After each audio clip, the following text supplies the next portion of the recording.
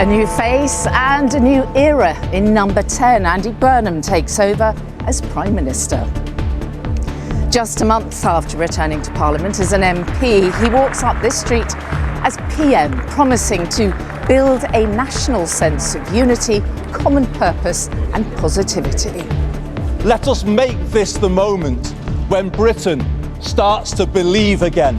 The moment we bring back hope. Now, his first task, of course, is to appoint a cabinet, which is happening right now in number 10 behind me. We'll have all the latest on who's in and who's out in Burnham's team. Also ahead, the new PM's promising to end rough sleeping. We'll look at Burnham's record on tackling homelessness in Manchester.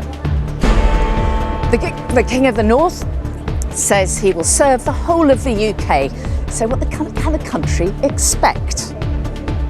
There's so many questions that everybody's got. It's just a matter of waiting and see, and I just hope that he sticks to his guns. He might improve, he might not. He's came in at a tough time. Brooking curling that in again towards Kevin Keegan! The England goal that we wanted, and Keegan is the scorer! And tributes to the former England player and manager Kevin Keegan, whose death was announced today.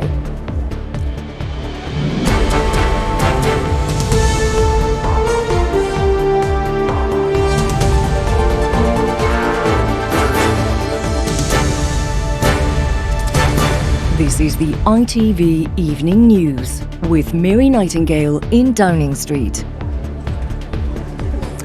Good evening from Downing Street, where Andy Burnham is tonight behind that famous black door, beginning work as Britain's 59th Prime Minister. To cheers here a little bit earlier this afternoon, he pledged to build a new politics and a new economy, he said, that works for everyone.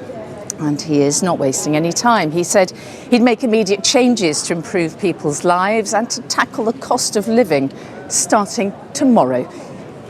He spoke with Donald Trump this afternoon, and tonight he's finalising his cabinet with John Healey just named as Chancellor. Rachel Reeves and David Lammy are among those who've been sacked today. Events started here this morning with Sir Keir Starmer saying a final goodbye and laying out his legacy of 2 years in power. He said he'd leave with a smile and that he was proud of all his government. Well, there's more ahead in the ITV Evening News, including the new PM has pledged to bring an end to homelessness, but can he recreate what worked in Manchester? And we hear what people think of Andy Burnham and what he needs to do to win over voters. I think the fact that he's sort of like a bit of a career politician, I feel that sort of alienates him slightly from me. He's done some positive things over in Manchester, and if he can bring them nationally, it would be great to see those changes. All of that and more after the break. See you then.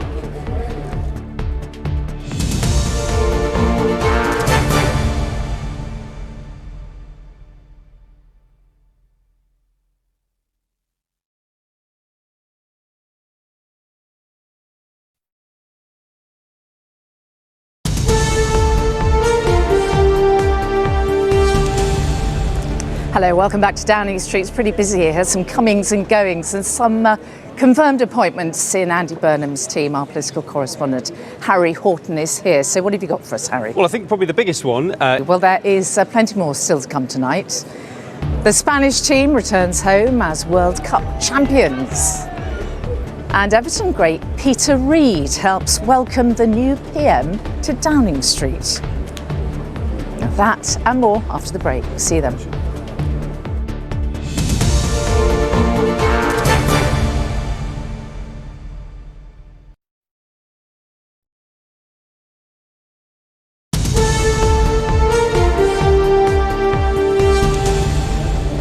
Hello again, welcome back to Downing Street, and some breaking news that we can bring you right now. A 28-year-old man has tonight been charged with the murder of Anne Widdecombe. The former MP and MEP was found dead at her home in Devon earlier this month. Saba Chowdhury is outside New Scotland Yard. Saba, what have the police said? Our Sports editor Steve Scott in Miami. Well, it's time for the weather here now, and Alex is at the Horniman Museum and Gardens in South London. Now, Alex, it is getting cooler, thank goodness, but not any less dry. Heinz Tomato Ketchup sponsors ITV National Weather.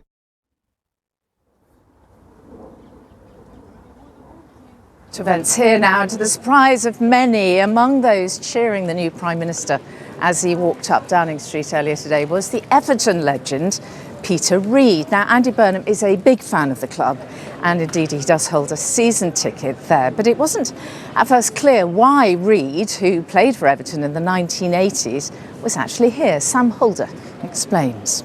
All right, Harry Horton, thank you. And that is all from us for now. Tom will have the latest at 10, but from me and the evening news team, bye-bye.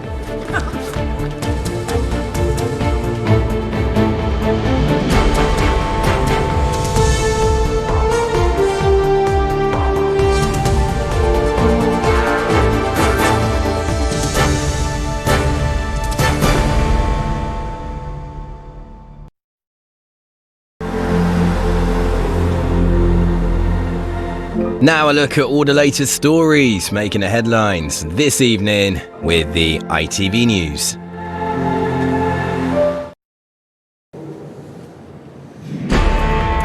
Once again tonight, behind this famous door, we have a new Prime Minister. And it has been quite a surprising first day. It began routinely enough. Sir Keir Starmer made a dignified exit. I go with good grace, I go with a smile, and I go proud of everything that we have achieved. Thank you very much.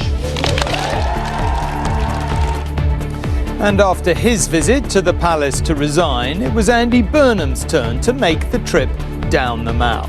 But then a chance to show that this time things really can only get better.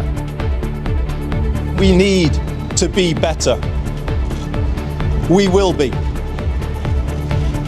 We will make this moment a circuit breaker for Britain, bringing forward the biggest changes in the last 40 years. After that, the headlines started to land. He promised immediate help with the cost of living, delivered as soon as tomorrow. And a surprise choice as Chancellor, the former Defence Secretary John Healey. But was this an appointment cooked up before Mr Healey resigned from Keir Starmer's cabinet? Ed Miliband becomes Foreign Secretary. Shabana Mahmood stays at the Home Office to finish her work on immigration. The new PM pledges to eradicate rough sleeping. So what does his record in Manchester tell us about his chances of doing so? And Brooking curling that in again towards Kevin Keegan! The England goal that we wanted, and Keegan is the scorer! the death of footballing legend Kevin Keegan.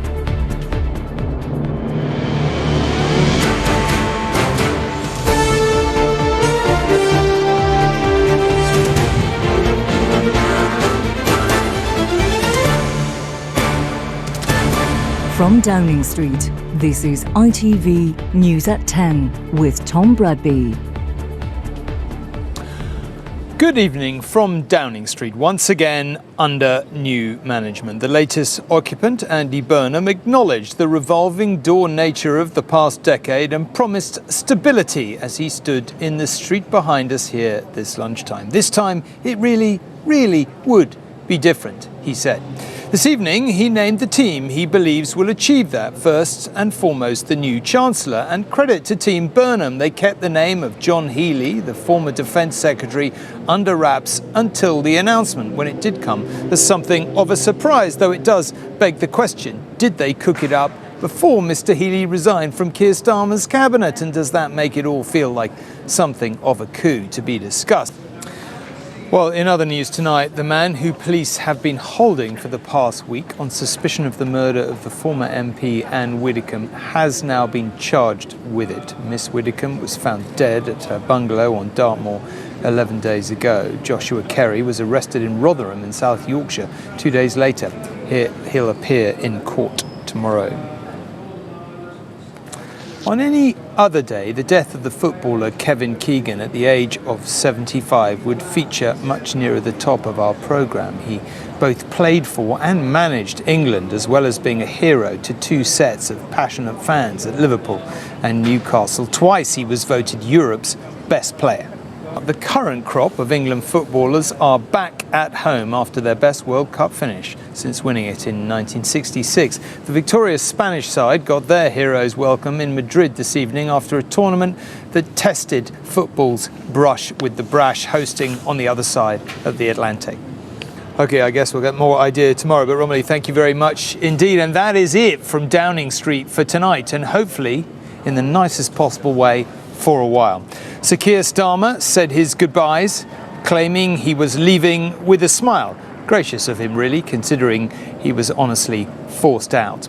The architect of his demise, Andy Burnham, rubbed in a bit of salt. We need to be better, he said, and got rid of most of Sir Keir's team, swapping in John Healey as Chancellor, as discussed.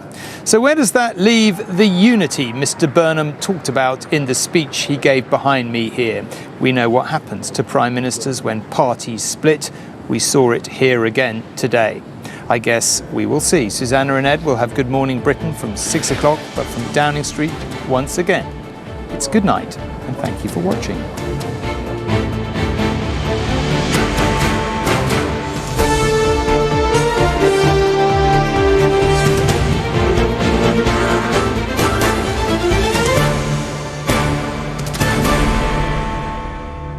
To the Petersons.